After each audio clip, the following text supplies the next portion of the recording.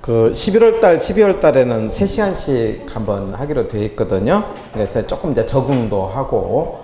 근데 이제 이렇게 좀씩 할 때 자꾸 반복을 해보는 것이 좋겠는데, 한 번 더, 우리 지난 시간 했던 거 한 번 더 생각을 해볼게요. 아마 처음 이런 식으로 생각을 했기 때문에 들을 때는 이해하겠다, 공감을 하는데, 이게 아까 이야기했죠? 처음에 들을 때 알아듣는 건 이해예요.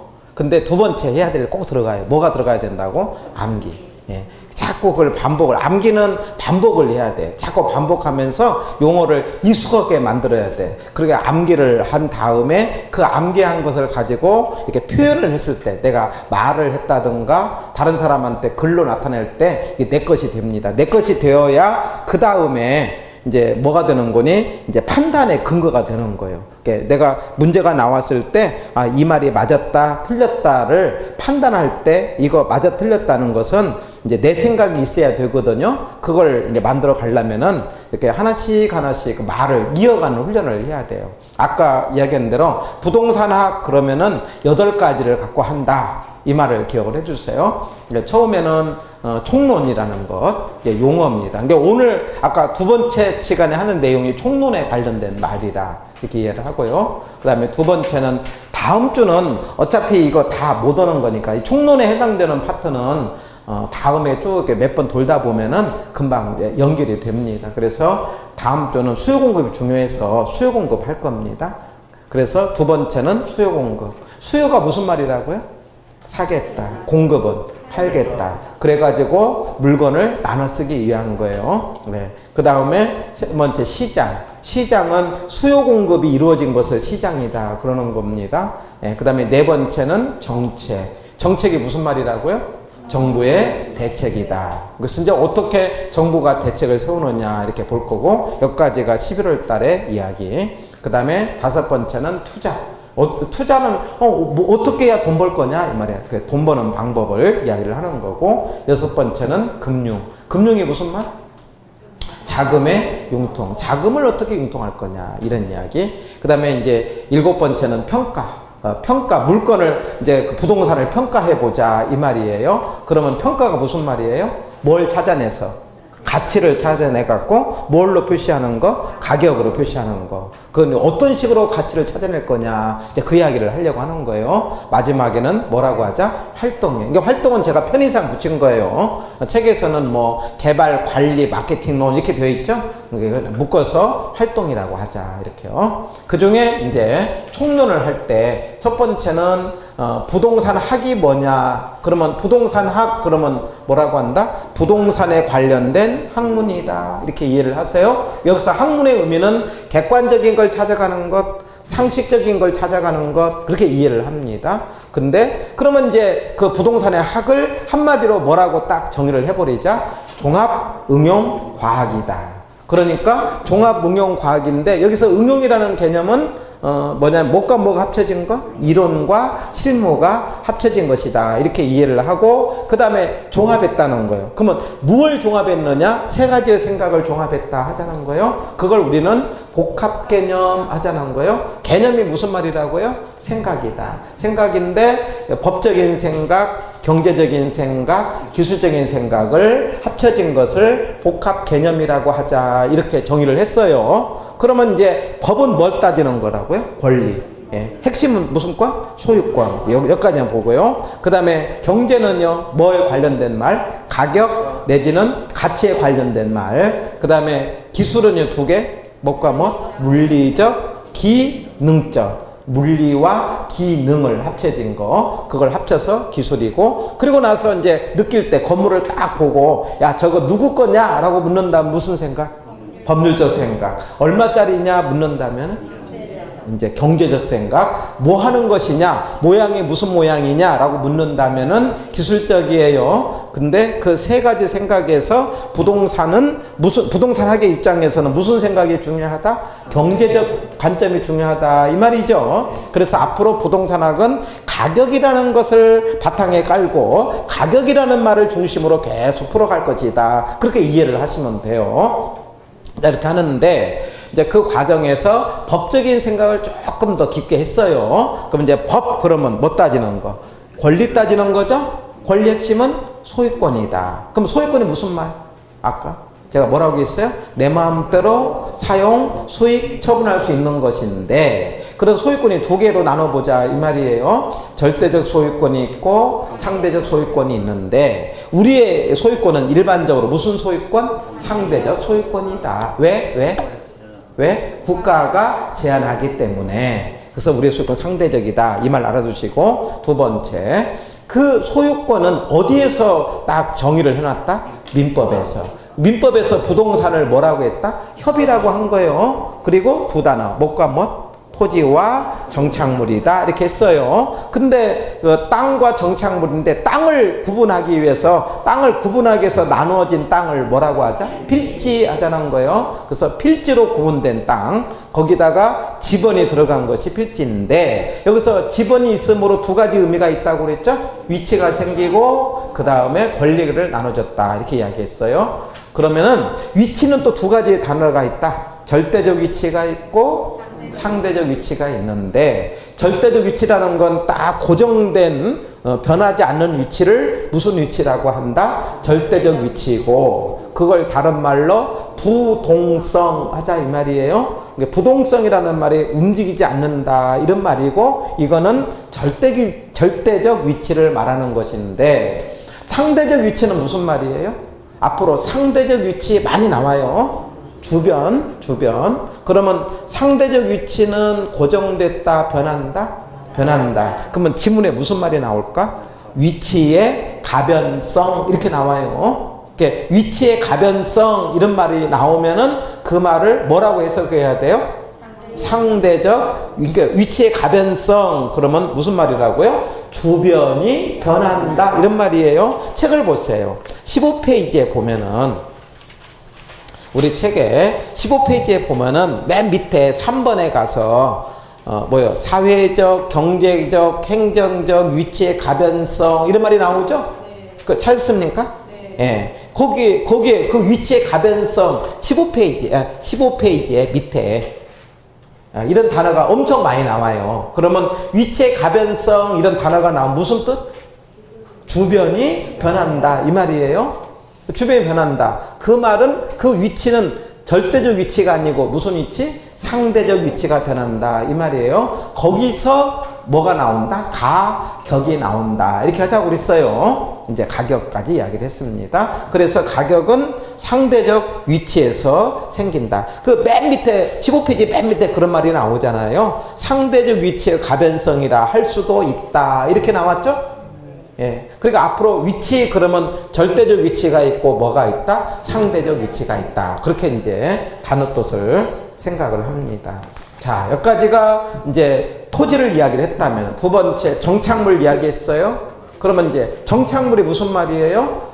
정착한 물건 이런 뜻이에요. 그러면 정착하려면 어떻게 정착을 해야 돼요? 지속적으로 땅에 부착되어 있어야 된다 이 말이에요. 그런데 지속적으로 부착되어 있는데 소유권이 땅하고 같을 때는 무슨 정착물? 종속 정착물. 소유권이 땅하고 틀릴 때는 독립 정착물 하자 이 말이에요. 대표적으로 뭐냐면 일반적인 나무. 아까 내가 도로 포장. 우리 시험 문제 뭐가 나오는 거니? 국어가 나와. 국어가 또랑이거든요. 또랑도 종속에 들어가거든요. 이런 식으로. 그러니까 아까 도로 포장이라든가 일반적인 나무라든가 이런 것들은 다 무슨 정착물? 종속 정착물. 근데 그 나무도 수목도 뭐가 들어가면 명인방법. 명인방법이 무슨 말이에요? 이렇게 표시해 놓는 거예요. 편말 붙여 놓는 거. 그걸 명인방법이라고 하는 거예요. 만약에 또 하나 뭐가 들어가면 등기가 들어가면 뭐가 된다? 독립이 된다. 이렇게 이제 생각을 합니다. 그리고 나서 건물은 뭐가 된다? 독립이다. 그러니까 건물은 땅하고 등기가 다르다고 그랬죠? 그래서 독립이다. 여기까지 했어요. 그래서 토지와 정착물을 부동산이다 라고 정의를 했다. 여기까지가 이제 법률적인데 이게 협의라고 했죠? 그 협의에다가 뭘 합친 것을 준부동산을 합친 것을 광이라고 한다. 그러면 준부동산이라는 것은 법적인 생각이다, 경제적인 생각이다? 법적인 생각으로 이제 광의 부동산을 정의를 했고, 부동산 학에서의 부동산은 무엇을 대상으로 한다? 광의의 부동산을 대상으로 한다. 이렇게 정의를 하는 거예요. 지금 제가 지금 이야기했던 이 말을 자꾸 반복을 해갖고 내 것으로 만들어, 내 것으로. 자꾸 내 것으로 풀어갑니다. 지금 잘 보면 알겠지만, 내 것으로 만들면 자꾸 이렇게 연결을 했고 생각을 해갖고 연결을 하다 보면은 자연스럽게 말들이 익숙해집니다. 이런 말들을 자꾸 하다 보면은 이제 됩니다. 이제 두 번째 보자고요. 두 번째는 경제적 개념.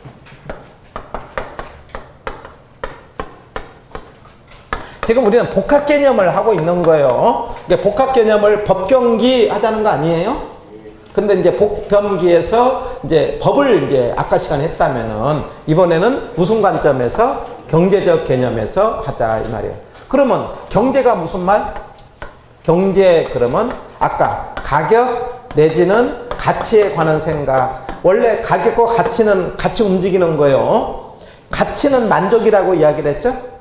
예, 가치는 뭐라고 한다? 만족이고, 가치는 주관적이다, 객관적이다?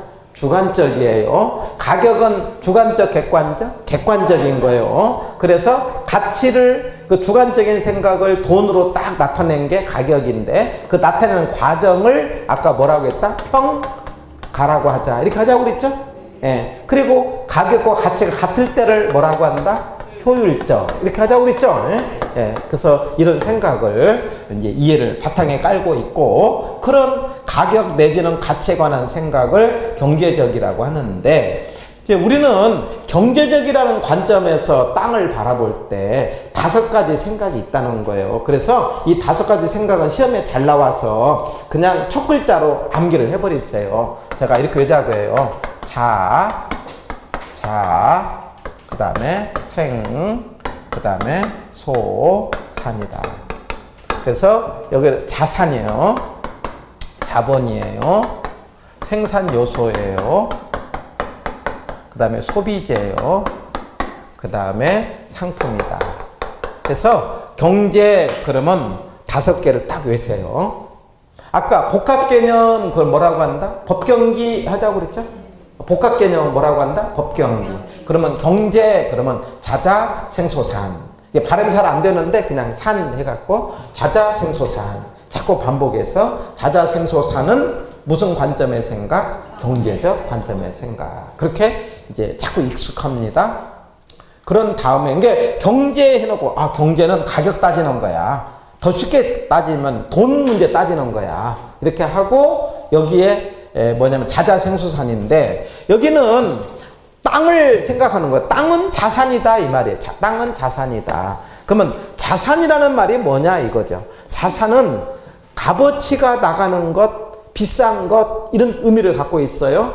그러니까 우리 물어볼 때 그러잖아요. 당신의 자산은 무엇입니까? 그러면 내가 갖고 있는 것 중에서 가장 비싼 것, 이걸 자산이라는 의미가 있어요. 그래서 우리가 아파트를 생각해보면 아파트는 비싼 거니까 일반적으로 아파트는 개인의 자산이 될 수 있잖아요. 그래서 아파트가 그 가치가, 아파트 가치를 이걸 돈으로 표시되는 게 한 4억이 됐다고 하자. 4억은 가격이겠죠? 근데 4억짜리인다. 이게 지금 내 돈이 1억이고 은행 돈이 3억이다. 이렇게 말할 수 있어요. 그러니까 지금 아파트를 가격이 4억이라고 하면 아파트를 자산이라고 본다면 그 자산이 내 돈 1억하고 내 돈은 자기 자본이에요. 내 돈은 자기 자본이고 자기 자본을 지분이라고도 하는 거예요. 그 다음에 은행 돈을 타인 자본이에요. 타인 자본을 부채라고도 하는 거예요. 그러면은 자산은 여기 아파트 이걸 자산이라고 본다면은 자산은 자본 더하기 부채 이렇게 말할 수 있다는 거예요. 그렇게 알아두세요. 다시요. 아파트는 자산이 될 수 있다. 값어치가 나가는 거니까. 근데 그 아파트가 그 자산 중에서 내 몫을, 자기 몫을 뭐라고 한다? 자본 이렇게 이야기해요. 자본이라고도 하고 뭐라고 한다? 지분 그렇게도 이야기하고, 그 다음에 남의 몫을 뭐라고 한다? 부채. 그래서 자산은 못하게 못, 자본 더하기 부채 그렇게 이야기합니다. 이거 중요해요. 이번에도 시험에 나오기도 했어요. 약간 변형해서 비율로 나옵니다. 그 말은 1월 달에 하도록 하겠어요. 그래서 자산이면서 자본이다. 원래 자본 그러면 미천 이런 뜻이에요. 이게 내 것을 중에 미천. 자산 중에서 내 몫을 뭐라고 한다? 이걸 자본이라고도 하고 아까 뭐라고도 하고 지분이라고도 하고 같은 겁니다. 그리고 땅은 생산 요소다라는 거예요. 그러니까 생산 요소라는 것은 다른 물건을 만드는 요소다 이런 거예요. 그래서 우리가 기본적으로 생산 요소에 해당되는 게 세 가지가 있어요. 토지가 있고요. 자본이 있고요. 노동이 있다. 그렇게 이야기를 해요. 이걸 생산의 3요소다. 그렇게 이야기합니다. 이게 생산의 3요소 그러면 우리가 어떤 사업을 하면 땅이 있어야 되고 돈이 있어야 되고 사람이 있어야 된다. 이런 말을 해요. 그래서 토지, 그 다음에 자본, 노동인데 이때 토지를 가진 사람을 지주라고 합니다. 그 다음에 자본을 가진 사람을 자본가라고 이야기를 해요. 그 다음에 노동을 가진 사람을 노동자라고 이야기합니다. 이렇게요. 그리고 그 다음에 이제 지주한테서 땅을 사용을 하고 남의 땅을 빌려서 이용을 했으면은 땅의 사용 대가를 지불해야 되는데 그걸 지대 그럽니다. 그래서 앞으로 지대 많이 나와요. 지대 그러면 토지의 이용 대가 이런 뜻이에요. 앞으로 지대 그럼 뭐라고 한다? 땅의 이용 대가 이렇게요. 그 다음에 자본가한테서 돈을 빌리면은 빌렸던 대가를 지불해야 되겠죠? 그걸 뭐라고 합니까? 이자 그럽니다. 아까 이걸 뭐라고 하고? 금리 그러고 아까 금리 뭐라고 했어요? 돈의 이용 대가 이렇게 하자고 안 했어요? 그러니까 돈의 이용 대가는 금리라고 한다면은 땅의 이용 대가는 뭐라고 하고? 지대. 예. 그 다음에 노동자가 노동을 해갖고 받는 대가를 뭐라고 하고? 임금 이렇게 하자 이 말이에요. 이제 기본적으로 이런 생각을 갖고 있으면 돼요. 다시 말하자면은 생산 요소 그러면 토지가 있고 그 다음에 자본이 있고 노동이 있다 이런 말이에요. 그래서 이제 땅 가진 사람을 지주, 노동자, 자본가 그럽니다. 근데 이제 우리 시험에 이제 이런 말이 나와요. 뭐냐면은 생산 요소의 대체다 이런 말이 나와요. 대체성이 높다, 낮다 이런 말이 나와요. 그러니까 생산 요소의 대체 이 말은 뭐냐면 땅과 자본과 노동을 다른 것이 바꾼다라는 거예요. 근데 대개는 여러분 땅의 역할을 자본에 바꾸는 거예요. 일반적으로 사람의 역할도 자본에 바꾸는 거예요. 일반적으로. 그러면 땅의 역할이 뭘까? 땅의 역할은요. 이게 우리가 산업을 1차 산업, 2차 산업, 3차 산업 이렇게 이야기를 하거든요. 1차 산업을 우리가 농업이라고 해요. 그러면 농사 질 때 땅의 역할은 땅에다가 농사 짓는 거예요. 근데 이제 2차, 3차에 가면 땅에다가 공장을 만들 때는 건물을 만드는 거거든요. 그러니까 땅의 역할은 두 가지예요. 농사 질 때가 있고 건물을 만들 때인데 근데 농사 짓는 것은 땅값이 별로 안 나가요. 땅값이 별로 안 나간 것은 부동산학에서는 관심 밖이에요. 왜 그러냐면 아까 부동산은 뭐 중심으로 판단하자고요? 가격 중심으로 판단하거든요. 근데 농사 짓는 땅값 안 나가니까 별로 중요하게 여기지 않아요. 결국 부동산학의 관점은 무슨 관점이냐면 건물 입장에서. 왜? 건물을 지어야 땅값이 많이 나가거든요. 그런데 아까 제가 이야기할 때 건물을 만든다는 것은 뭘 만드는 거냐? 공간을 만든다는 개념이에요. 그렇게. 그래서 이제 생산요소 대체성이라는 건 높다는 것은 땅 대신에 땅의 역할은 뭘 만드는 건데 공간을 만드는데 공간을 뭐냐면 위로 쭉 만드는 거예요. 위로 쭉 만드는 거. 이걸 보충화라고 하죠. 공간을. 그러니까 땅은 적으면서 위로 쭉 올린다는 것은 올릴 때 뭐가 들어가? 돈이 들어가잖아요. 그러니까 자본이 땅의 역할을 위로 한다. 이걸 고층화라고 하고 고층화를 나중에 시험 문제는 집약적 이렇게 나오는 거죠. 앞으로 집약적 이용 그러면 뜻이 무슨 말이에요? 고층화. 그럼 고층화가 됐다는 것은 대체성이 높다는 거요, 낮다는 거요? 높다 이 말이죠. 그래서 땅의 역할을 위로 이렇게 이용하는 거, 이런 것을 대체성이 높다. 그리고 이제 어떨 때 이런 일이 생길까요? 나중에 고지가일 때. 고지가라는 건 땅값이 뭐 할 때? 높을 때. 땅값이 높으면 땅을 위로 많이 쓰잖아요. 땅값이 낮으면 땅을 옆으로 쓰잖아요. 그래서 땅을 위로 이용할 때를 대체성이 높다, 집약적이다, 고층화다 이런 말이 시험에 많이 나와요. 반대로 대체성이 낮다라는 건 저층으로 이용하는 것을 이야기를 합니다. 그러니까 우리 시험은 이 정도 이해하시면 되는데 조금 생각해서 요즘에 사람의 역할을 자본이 대체하는 게 있는데 그게 뭘까요? 그게 로봇이야. 로봇. 그러니까 사람이 이제 뭘 만들어요? 물건을 만들잖아요. 근데 사람 물건 만드는데 누가 다 대신해요? 로봇은 뭐 갖고 만들어? 돈 갖고 만들잖아요. 그것은 뭐냐면은 자본이 무슨 역할을? 노동의 역할을 대체를 해버리는 거지. 무슨 말 알겠죠? 그래서 이제 그 로봇이, 처음에는 그 로봇이 단순한 것만 하다가 점점 이제 발전을 해서 어디까지 나온 거니? 이제 요즘에 등장하는 AI가 등장을 해요. 인공지능. 이게 인공지능이라는 게 뭐냐면 이 로봇이 생각을 하는 거. 원래 로봇은 기계잖아요. 기계는 지능이 0이었어. 아무것도 없어. 근데 그 기계가 뭘 하는 거니? 학습을 해.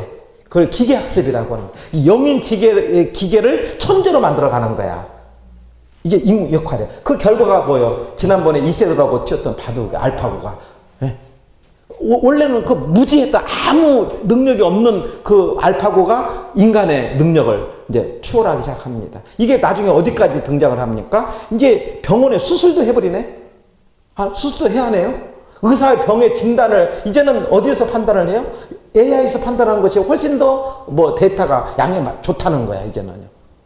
이게 좀 무시무시해지기 시작하는 거예요. 그러니까 지금까지의 뭐냐면은 기계는 단순한 것만 했는데 이제는 어디까지? 판단까지 이제 뭐 하기 시작해요? 인공지능이 등장. 요즘에 이걸 우리가 4차 혁명이라고 하잖아요. 들어봤어요? 네, 그래서 이제 우리 사회가 엄청나게 지금 이제 소용돌이 치고 있는 거죠. 아마도 듣기로는 지금은 어디까지 왔는 거니? 뭐 저 미국에 가면은요, 저 피자를 로봇이 피자한테 로봇한테 지문을 하면 그 주문 받아서 피자를 만들어서 손님한테 딱 만들어 준다는 거죠. 거기까지 왔어요? 즉 거기까지. 그러니까 이제는 점점점 인간의 역할들이 커지. 여기서 이제 우리 생각이 달라지. 일한다는 개념이 달라. 인간은 뭐냐? 원래 인간은 생산의 도구이면서 그래서 일한다는 것을 신성시하고 놀고 먹고 그러니까 노는 것에 대해서 정말 하대를 했어요. 근데 이제는 인간이 생산자의 의미가 없어져요. 점점. 왜? 인간이 물건을 만드는 것보다는 기계가 만든 게 훨씬 더 생산성이 많아. 근데 문제가 하나 딱 걸려들어. 물건을 몽땅 만들었는데 살 사람이 없어. 그러면 만들 의미가 없어지잖아요. 그래서 인간은 소비 대상이 되기 시작하는 거예요. 이제는 소비자가 되는 거예요. 인간은 이제 생산자 역할보다도 생산자 역할보다는 무슨 역할이 더 중요해요? 소비 역할. 그래서 나타난 게 뭐예요? 그게 기본소득제예요. 뭐예요?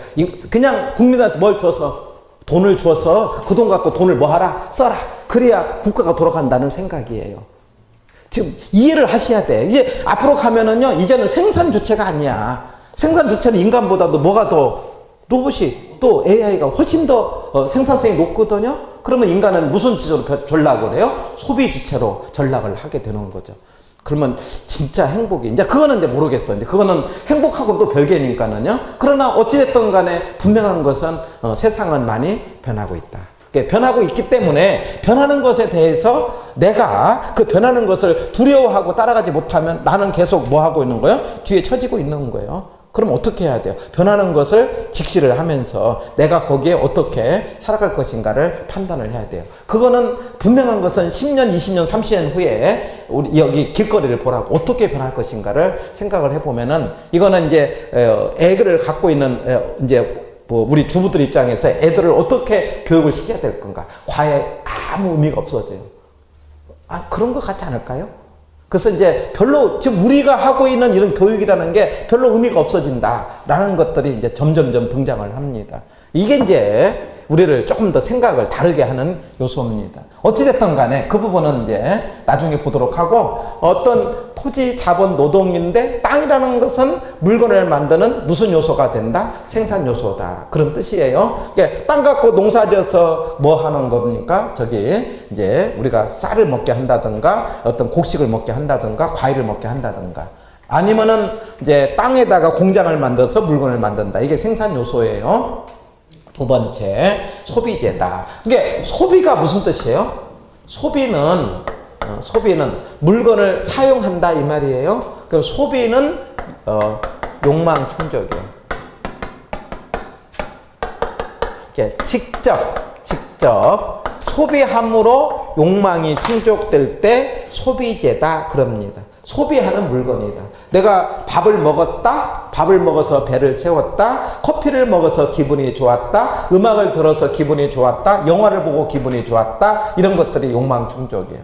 그러면 땅이 소비재라는 말은 땅 자체가 우리한테 만족을 준다 이 말이에요. 그게 어떤 거냐? 우리 요즘에 이 가을 그 단풍을 보면서 야 좋다 라고 하면서 내가 기분의 위안을 받을 때 그때 땅의 역할을 소비재다 그렇게 이야기를 하는 거예요. 그 땅은 생산재이면서 뭐라고 한다? 소비재다. 그런데 아직까지는 소비재 역할보다는 무슨 역할이 더 많아요? 생산재 역할이 많다. 그렇게 이해를 해주세요. 그래서 그렇게 시험에 나왔어요. 뭐라고 나온 거니? 땅은 생산 요소이지만 소비재는 아니다. 그러면 틀려요. 생산 요소이면서 뭐가 된다? 소비재다. 이렇게 기억을 합니다. 그리고 땅을 가지고 물건을 사고 팔고 있으니까 땅은 상품이다. 이렇게 말할 수 있어요. 그러면 결론, 땅은 경제적 관점에서는 5가지 의미를 가졌는데 5가지 의미를 뭐라고 한다? 자자생소산이다. 이렇게 읽자고요. 예, 이거 많이 시험에 나옵니다. 그래서 자자생소산 기억합니다. 여기까지 경제. 예. 그 다음에 이제 세 번째는 기술이 남았죠. 예. 아까 기술은 뭐가 뭘 기술이라고 하자? 2가지. 물리와 기능을 합친 것을 기술이다. 이렇게 하자고요.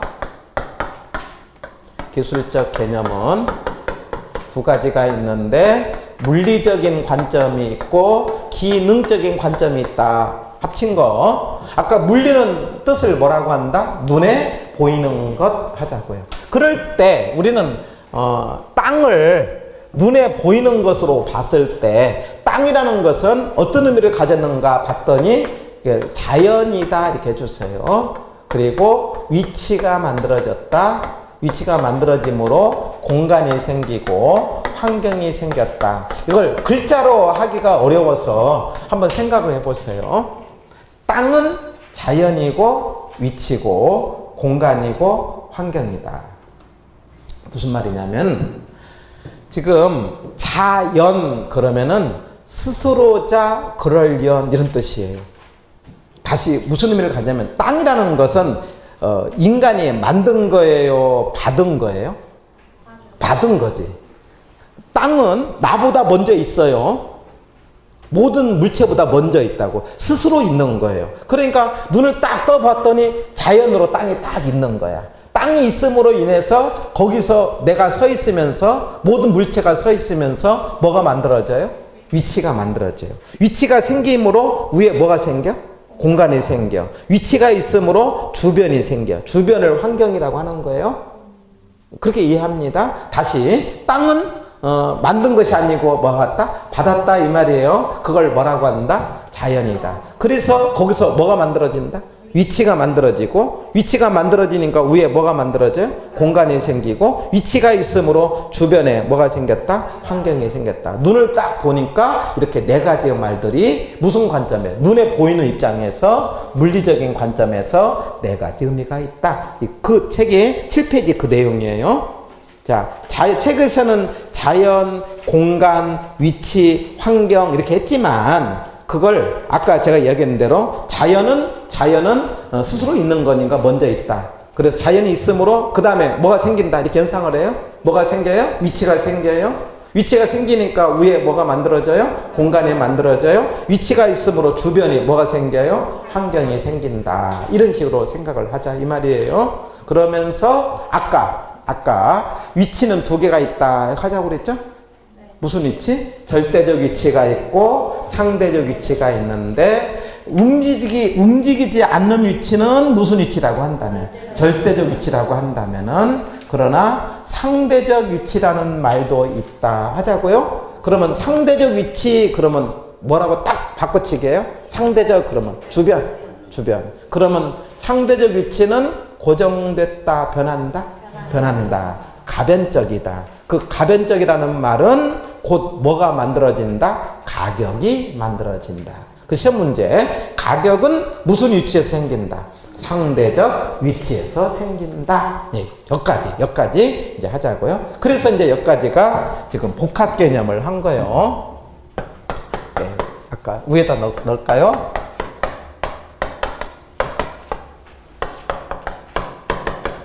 그래서 이 세 가지를 합쳐서 우리는 무슨 개념이라고 한다? 복합 개념이라고 하자 이렇게요. 그런데 이렇게 복합 개념 해놓고요. 이런 단어가 나오면은 이제 그 옆에다가 이제 물론 나중에 기본서가 나오면은 바로 이렇게 되어 있어요. 근데 조금 시간이 있으니까는요. 그 옆에다가 이런 단어 하나 적으세요. 이 말이 나오면은 이 단어하고 짝이 되는 단어로 복합 부동산이라는 말이 있어요. 복합 개념이라는 말이 있고 복합 부동산이라는 말이 있다. 같이 묶어서 기억을 해봅니다. 복합 개념이라는 말도 있고 복합 부동산이라는 말도 있다. 그러니까 아까 개념 그러면 아까 뭐라고 한다? 생각. 복합이라는 건 뭐요? 종합적인 생각. 그 종합적인 생각이 뭐냐? 법경기 하자는 거예요. 그러면 부동산은 일반적으로 부동산은 토지와 건물을 말하는 거예요. 그렇게 이해하세요. 부동산은 뭐가 뭘 말하는다? 토지와 건물을 말하는 거예요. 그런데 토지와 건물은 물건이 하나입니까? 두 개입니까? 두 개. 그 두 개라는 건 어떻게 알아요? 등기가 어떻게 해요? 같이 있어요? 따로따로 있어요? 따로따로. 땅 등기 따로, 건물 등기 따로 있어요. 근데 두 개인데 우리가 물건을 팔 때 보면은 땅하고 건물하고 같이 팔잖아요. 그런 일이 많죠? 그래서 여기서 토지와 건물이 일체로 거래할 때 그때 땅하고 건물이 두 개가 있는데 이걸 한꺼번에 이렇게 팔려고 할 때 그 말이 필요한 거야. 그래서 만든 말이 그때 말을 뭐라고 하자? 복합 부동산 이렇게 정의를 한 거예요.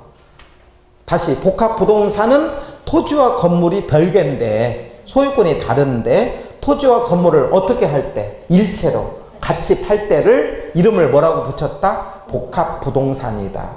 그렇게 꼭 기억합니다. 그러면 시험 문제는 어떻게 할까요? 이렇게 물어요. 법률적, 경제적, 기술적 개념을 복합 부동산이다. 하면 틀리겠죠? 그런 말이 나와요. 아니면은 토지 건물을 일체로 할 때는 복합 개념이다 하면 틀리겠죠?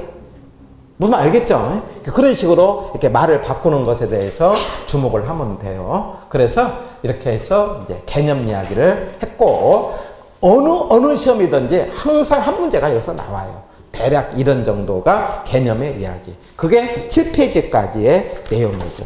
어찌 약간 개념 그러면 약간 느낌은 나중에 이야기를 수십 번 많이 할 거예요. 그러니까 자연스럽게 몸에 배져가지고 개념 그러면 복합 개념 그 다음에 복합 부동산 복합 개념은 법경기 그러면서 이렇게 생각을 합니다. 여기까지가 개념이라고 한다면은 이제 두 번째 이야기예요. 이제 분류로 들어가자고요.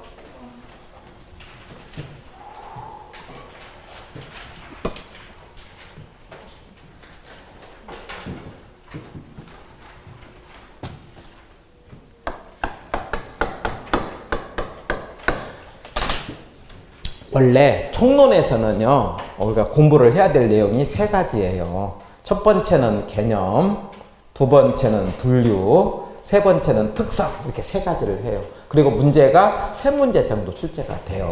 근데 아까 이제 개념 이야기를 한 거고요. 두 번째는 분류 이야기예요. 이게 분류라는 것은 땅이라는 것을 이렇게 나눠보자 이런 이야기야. 예, 땅을 이렇게 나눠보자. 이걸 우리가 뭐라고 한다? 분류 그럽니다. 왜 이런 문제가 나오냐면은 땅이라는 게 쭉 연결됐잖아요.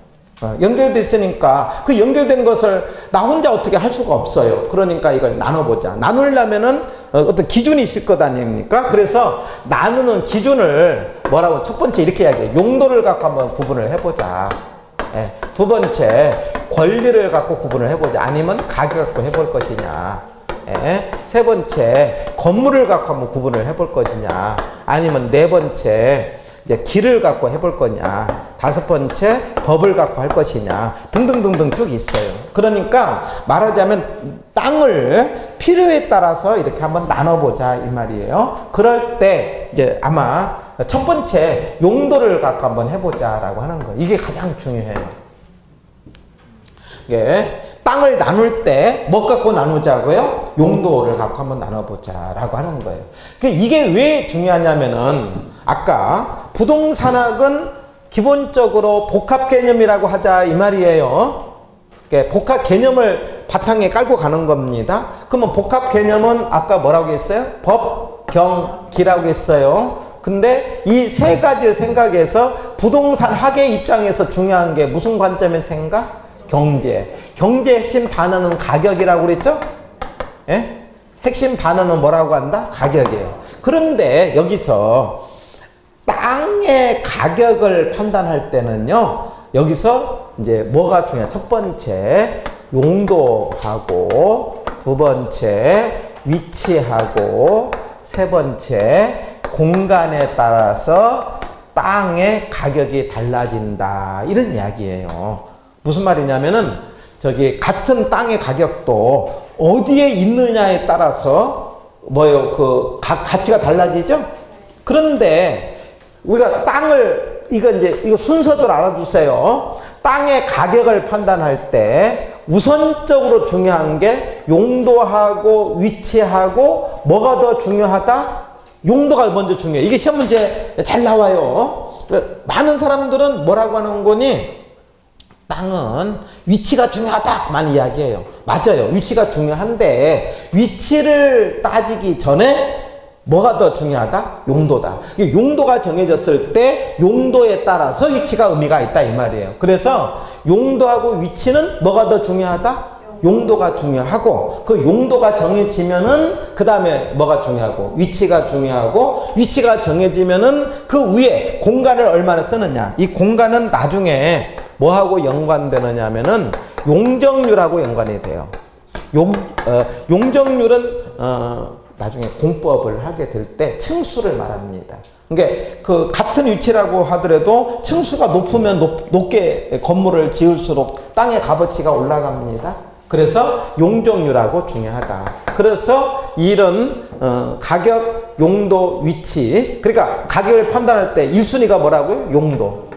그래서 이제 부동산학의 입장에서 가장 중요한 게 용도이기 때문에 근데 용도를 어떻게 구분할 거냐 하니까 용도는 두 가지 관점으로 구분을 합니다. 첫 번째는 법의 입장에서 분류가 있고 학의 입장에 분류가 있어요. 그러니까 법의 입장에서는 나중에 이제 2차의 공법이라든가 지적법에서 나중에 어떻게 구분하는 거니 여기서 국계법이라고 해요. 나중에 이제 배울 겁니다. 공법에서. 그때의 전국토를 이제 도시지역이다, 관리지역이다, 농림지역이다, 자연환경 보존지역이다 이렇게 이제 구분을 합니다. 이거는 이제 국토 계획 및 이용에 관한 법률 이렇게 국계법 있어요. 나중에 배울 겁니다. 또 하나 지적법이라는 게 있어요. 이게 지적법이라 않고 뭐 공간 및 뭐 이렇게 뭐 나오는데 그냥 편하게 지적법이라고 나중에 이제 그 공시법 시간에 배울 겁니다. 아까 이야기한 대로 전국에 있는 땅은 딱 구분된 것이 필지라고 그랬잖아요.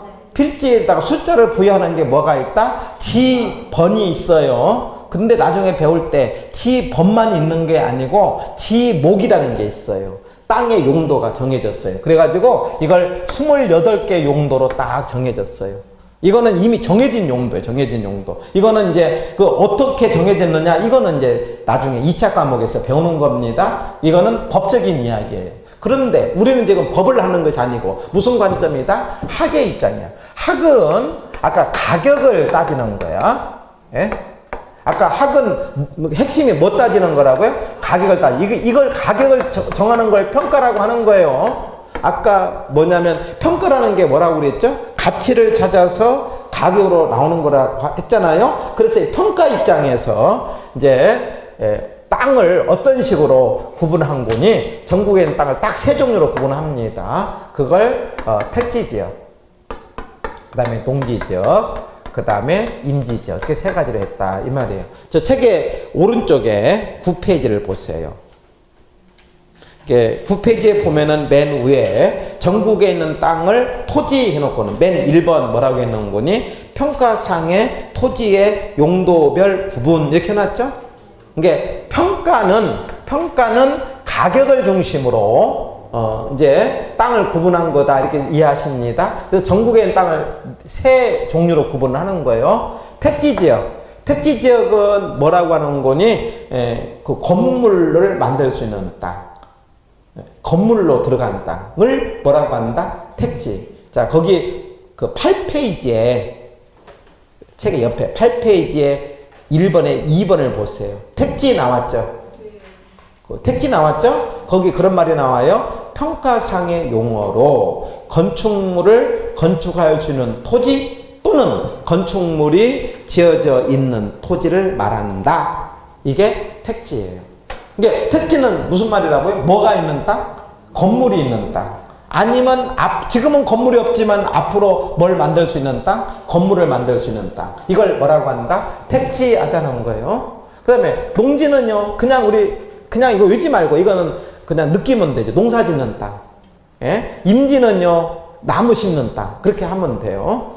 전국의 땅을 세 용도로 구분하자 이 말이에요. 뭐라고 한다? 택지, 농지, 임지로 구분하자 이 말이에요. 그런데 택지를 또 세부적으로 거기 오른쪽에 주거용, 상업용, 공업용 이렇게 구분하자 이거예요. 그러니까 이제 건물을 만드는데 주거용 용도가 있고 뭐가 있고 상업용 용도가 있고 그다음에 뭐가 있다? 공업용 용도가 있다. 구분하자 이거예요. 그래서 주, 상, 공이 있고 농지는요 밑에 보니까 뭐 전, 답, 과수원 이런 말이 나오죠? 예. 저는 밭전이에요. 밭. 답은 논. 과수원 이렇게 구분합니다. 그 다음에 임지는요 옆에 뭐라고 나와요? 옆에 뭐 용재림, 신탈림 이런 말이 나오죠? 이거 그냥 시험에 안 나와요. 왜 안 나오냐면은 그냥 참고로 알아두면 돼요. 용재림 그러면 뭐냐면 목재용 나무. 용재 그러면 뭐라고 한다? 목재용 나무. 신탈림 거기 뭐라고 했어요? 거기요? 신탈림 했잖아요. 그러면 석탄 땔감용 나무를 뭐라고 한다? 신탈림 그럽니다. 그러니까 하나는 목재용 나무가 있고 하나는 땔감용 나무가 있는 걸 신탈림이라고 하는데 이렇게 나무가 있는 땅을 뭐라고 한다? 임지, 농사짓는 땅을 농지, 건물 만드는 택지인데 이게 왜 안 중요하냐면 아까 부동산학은 뭐 중심으로 본다? 가격. 그러면 가격 입장에 볼 때는 농지와 임지는 가격이 나가요? 안 나가요? 안 나가. 그렇게 별로 관심 없어. 시험에 거의 안 나와요. 이걸 이제 도시적인 용도, 이건 비도시 용도. 그러니까 우리가 땅의 가격이 나가려면은 도시 입장에서 해야 돼요. 이걸 결론을 맺고 오늘 이제 정리를 하겠는데 한번 생각해 보세요. 땅이라는 건 움직여요? 안 움직여요? 안 움직여요. 그러면 땅의 가격이 비싸다는 이야기는 땅 자체가 비싸다는 걸까? 내가 땅을 샀다는 것은 땅을 들고 가는 것 아니잖아요. 그럼 땅에 뭘 샀을까? 권리를 산 거야. 땅의 가격은 땅의 권리의 가격이야.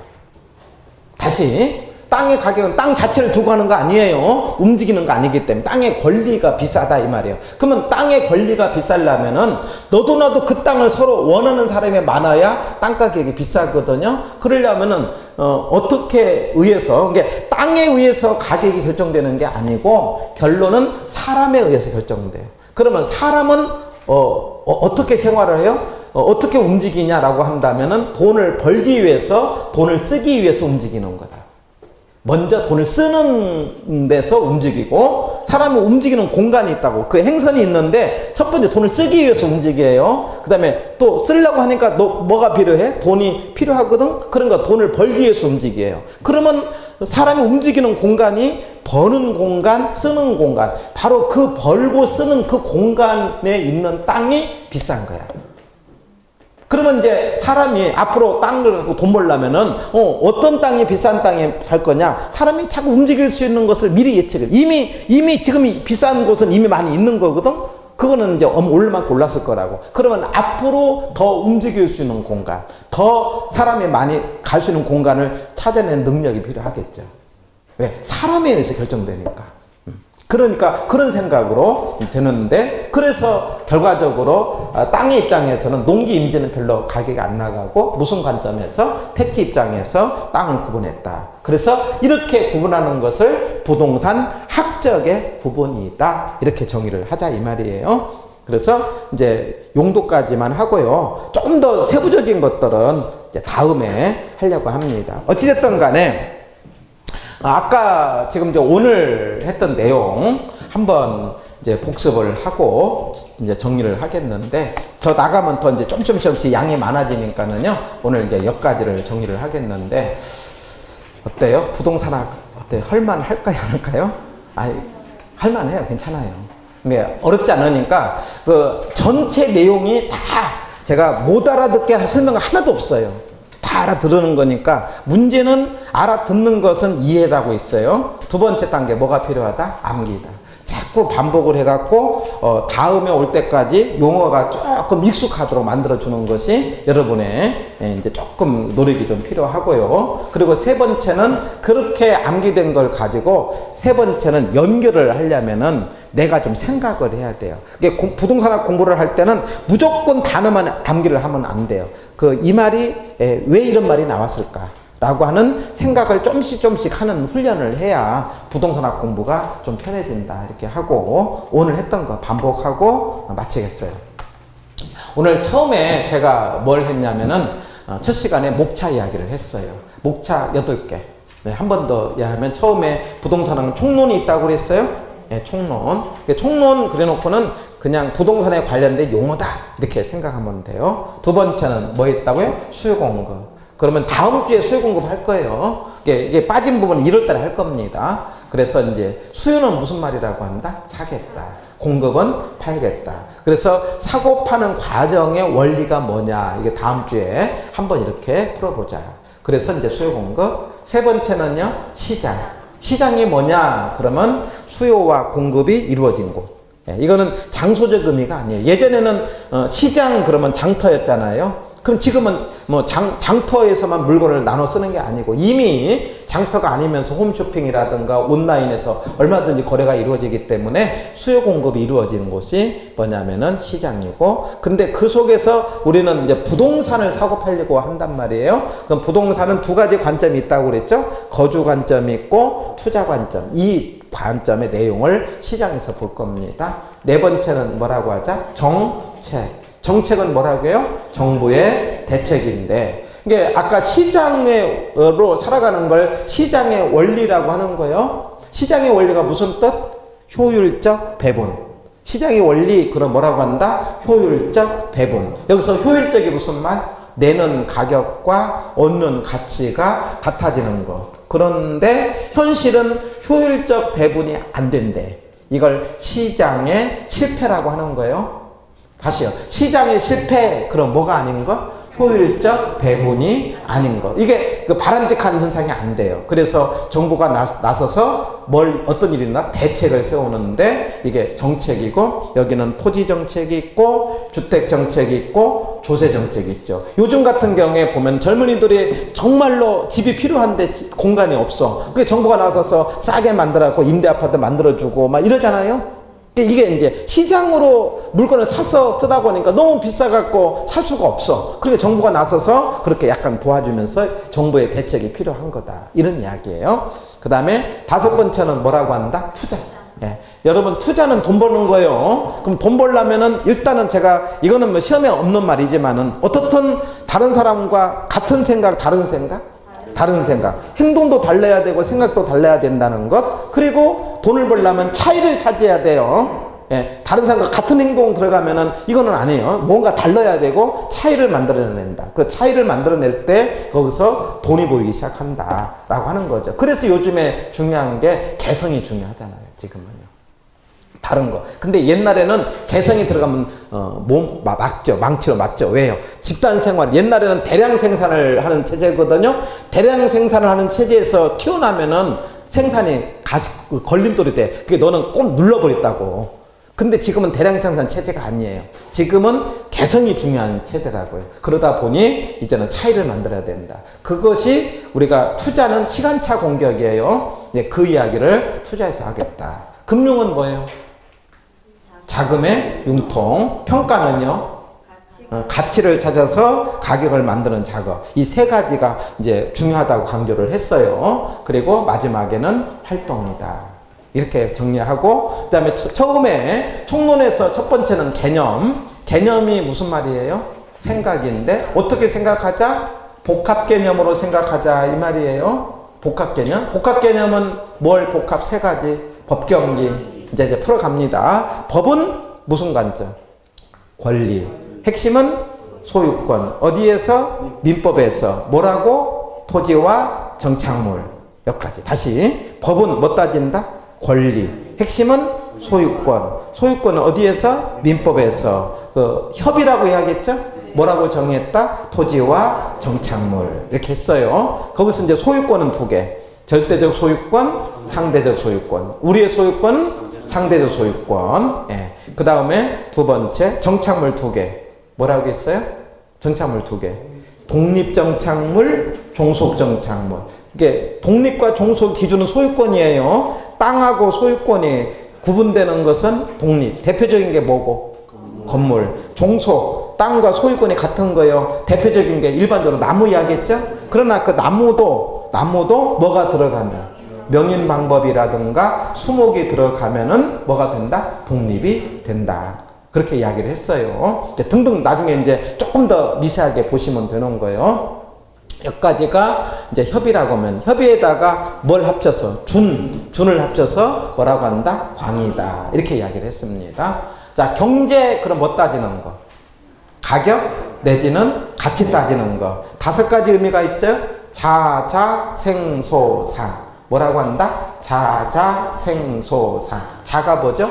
자산. 자산은 뭐 따기 뭐 자본 따기 부채. 그 자본을 지분이라고도 하는 거예요. 내 돈. 부채를 뭐라고 한다? 타인 자본. 그러면서 4억짜리 아파트가 내 돈은 1억이고 은행 돈은 3억이다. 앞으로 이야기 많이 할 거예요. 그래서 그 내 돈 더하기 남의 돈을 뭐라고 한다? 자산이다. 그리고 땅은 생산 요소다. 생산 요소는 기본적으로 세 개가 있다고 그랬죠? 네, 땅이 있고 그 다음에 돈이 있고 자본이 있고 그 다음에 뭐가 있다고요? 그 노동이 있는데 땅 가진 사람을 누구? 지주? 그 땅의 이용 대가를 지대. 자본 가진 사람을 자본과 돈의 이용 대가를 이자 내지는 금리. 그 다음에 노동의 대가를 임금이라고 하는데, 근데 요즘에 세상이 바뀌면서 생산 요소의 대체성이 일어난다고 그랬죠? 예, 그런데 이제 부동산학의 입장에서는 이제 땅의 역할을 가지고 건물을 만드는데, 건물을 만들 때 위로 만든다는 걸 뭐라고 한다? 고층화하고 그걸 무슨 이용이라고 한다? 지배학적. 많이 나와요. 중요한 거요. 그래서 이제 위로 이용한다는 건 대체성이 높다는 거다, 낮다는 거다, 높다는 거다. 이런 말로 생각을 해보자. 그런데 땅은 이렇게 생산 요소이면서 뭐더라? 소비재다. 그리고 땅을 사고 팔고 하기 때문에 상품도 된다. 이거는 경제적 관점. 세 번째, 기술적. 그러면 아까 두 가지 뜻이 포함됐죠? 뭐가 뭐? 물리. 물리는 눈에 보이는 거라고 그랬어요. 그렇기 때문에 물리적이란 말이 나오면 유형이다, 무형이다? 유형이죠. 그러면 법률과 경제는 뭐에 들어가고? 무형에 들어가고. 그럴 때 땅이라는 건 네 가지 의미가 있는데, 땅은 자연이다 하자고 그랬죠? 자연의 의미가 뭐예요? 이게 만든 게 아니다 이 말이에요. 받았다 이 말이에요. 그래서 자연으로 있으니까 옆에 뭐가 만들어져? 위치가 만들어져. 위치가 있으면 위에 공간이 생기고 위치가 있으므로 주변에 환경이 생겼다. 이렇게 해서 세 가지의 관점을 복합 개념이라고 하는데, 그러면 이제 건물을 놓고 누구 것이냐고 물어볼 때는 무슨 생각? 법적인 생각. 얼마짜리냐 물어본다면 경제적 생각. 뭐 하는 거냐 물어본다면 기술적인 생각인데, 이 생각 중에서 무슨 생각이 부동산학에서는 중요하다? 경제적 관점이다. 그래서 앞으로 부동산학은 가장 중요한 단어가 가격이라는 단어를 갖고 간다. 이렇게 이해하는 거예요. 앞으로 풀어갈 거다. 그리고 복합 개념이 있으면은 짝이 되는 단어로 복합 부동산도 있는 거예요. 복합 부동산은 뭐예요? 부동산이 하나. 부동산의 뭐가 뭐? 토지와 건물. 토지와 건물을 일체로 할 때를 뭐라고 한다? 복합 부동산. 이렇게 비교하면 되죠. 여기까지. 분류는 이제 나중에 하자고요. 어때? 여기까지 하고 다음 주에 수영급 해갖고 또 정리를 할 겁니다. 오늘 마치겠어요. 감사합니다.